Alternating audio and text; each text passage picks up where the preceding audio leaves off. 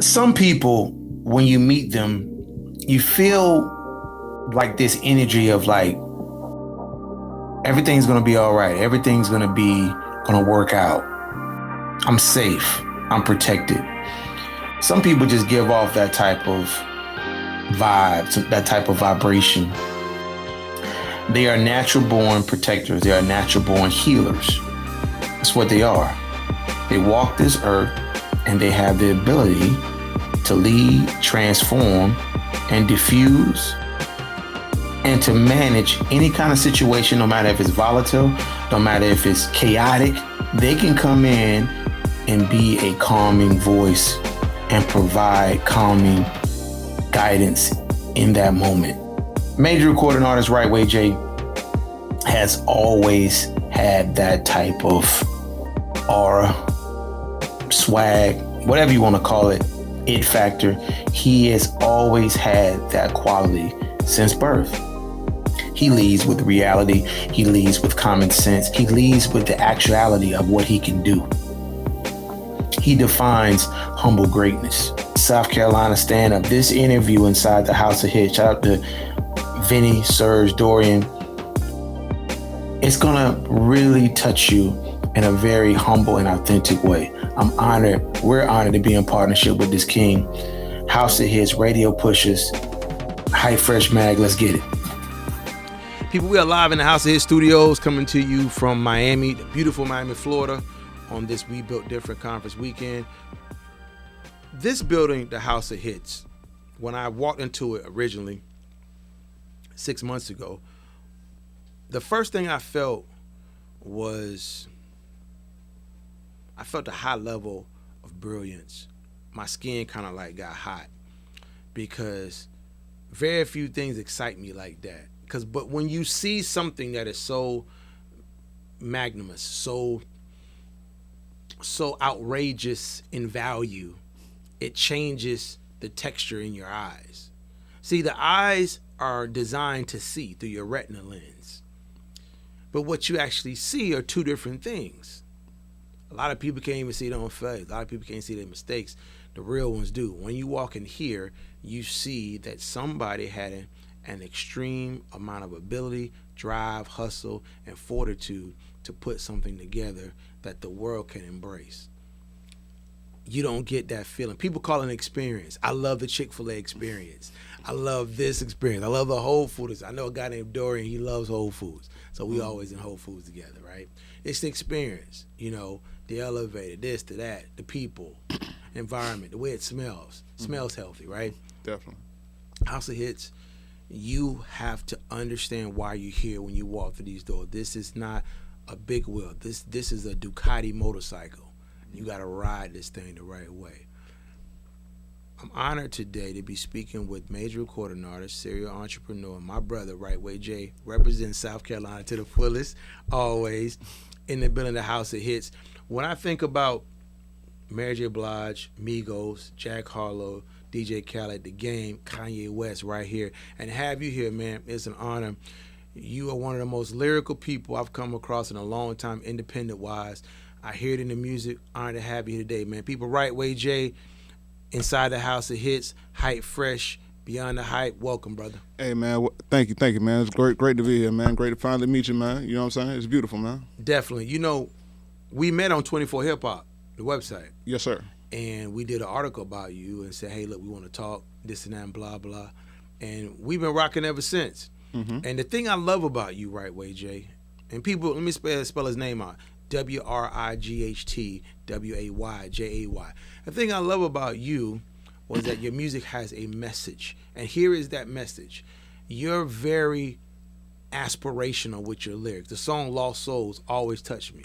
Thank you. Because my brother still struggles with addiction. Yes. Even though we tried different things, spent $1,000 trying to get him off, he's still a victim of his own demons. Right. I want to talk about Lost Souls. Mm-hmm. Explain to the world why you created that. Well, I created that record because basically that was about a friend of mine who was actually down bad on drugs. Okay. And it actually talked about how what he was doing affected me, him, and his family. And being that whenever I try to talk to him, he don't listen. So when I put it in a record, I can say it without any type of interruptions. So seeing all of that just basically inspired all that. When you saw the deterioration of him on drugs, Mm-hmm.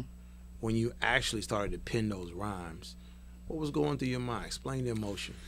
Well, it was just like a lot of hurt and a lot of pain, because seeing somebody that has so much potential, seeing somebody that could really go the distance, and for him to say, I don't want to do that, I just want to get high all day, it hurt me because I don't think like that. I always try to like grow and be as progressive as possible, and I try to instill that in as many people as possible. And it hurts me when I see people not trying to do their best, not trying to go their highest when I know that they can. But if they don't see it, then who am I to even say whether they can or they can't if they can't see it? Let me tap into it this way. And I appreciate that answer. That was very, very, very fluid. Let me ask you this question. Your lyrics are very visual. They're very prophetic. It's like prophecy. Childhood, church, spirituality, life lessons. Explain that part of your life. Well, childhood, I grew up with my mom and my dad, and like my mom, she worked a regular job, and my dad, he had a barbershop, and he owned it for like over 20 years.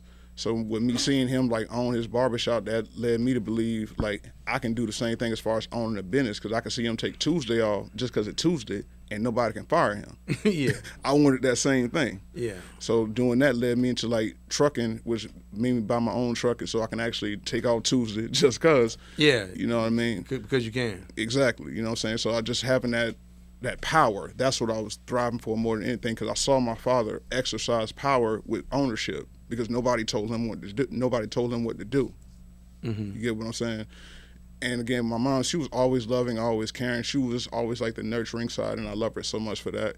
But when it came to that structure of like building and growing, that's when my dad came in at. You made me think about something. What's the greatest lesson you learned from your pop that you still use? The greatest lesson that I learned from my pops is, I would say, never give up, never quit. Like no matter how hard it gets, and it does get hard. Persistency. Exactly. Never ever let anything or anybody deter you from what you're trying to accomplish. You got your own truck and truck and trailer. Mm-hmm. You put a lot of time in it. You invest in it. Yep. You self-finance everything. You got your business plan. You know Yeah, where you're going. yeah. You got your different structures. You're moving a lot. You're going deeper into the ocean. You know, I don't know if you ever swam in the ocean, Atlantic or whatever. Mm-hmm. When you first get there, it's simple. I'm in the water. Mm-hmm. But the deeper you go, the stronger you have to be to survive. That's the thing about the water. Mm-hmm. So deep.